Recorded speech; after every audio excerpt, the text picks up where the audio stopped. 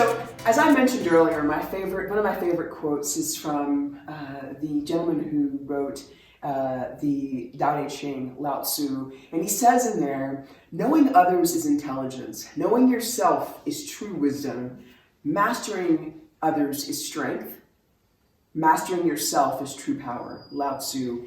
I believe that because mastering yourself is really a dynamic process of understanding who you are and managing from a self-mastery, from a self-defining perspective, who you are and what matters to you and your business and how you grow that business.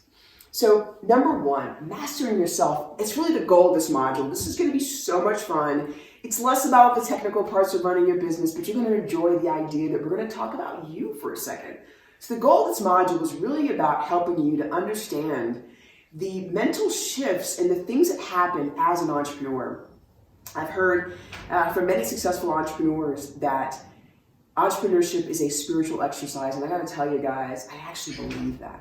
So one thing that you're gonna learn here is about control and management and mastery. How to control your mind, your destiny, and really show up for your organization in a place of true abundance. So number one, we're gonna talk a lot about your self-care and how that self-care raises the standard for your business. You can't work a 100-hour week every week. So really understanding how you have a self-care regime that allows you to manage yourself is key.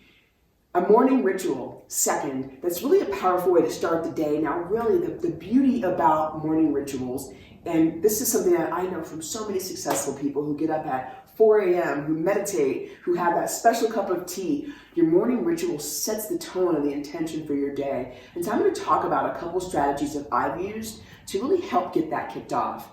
And then third is that every great athlete has a coach. Come on, guys.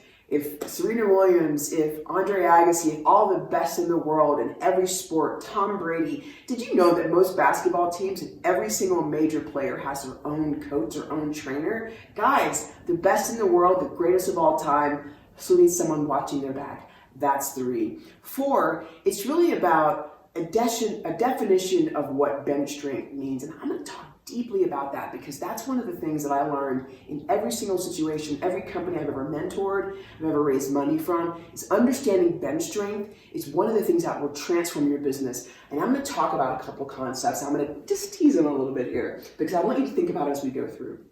You guys have all heard of the concept of delegation, right? You've all heard the concept of maybe micromanagement, right? Okay. You've heard the concept of abdication. I know. Okay, we're about to get serious. And then you've heard, maybe not in these words, but something called leverage. And so here's some context to really kind of fireside chat is, the better we are at managing ourselves, the better leaders we become.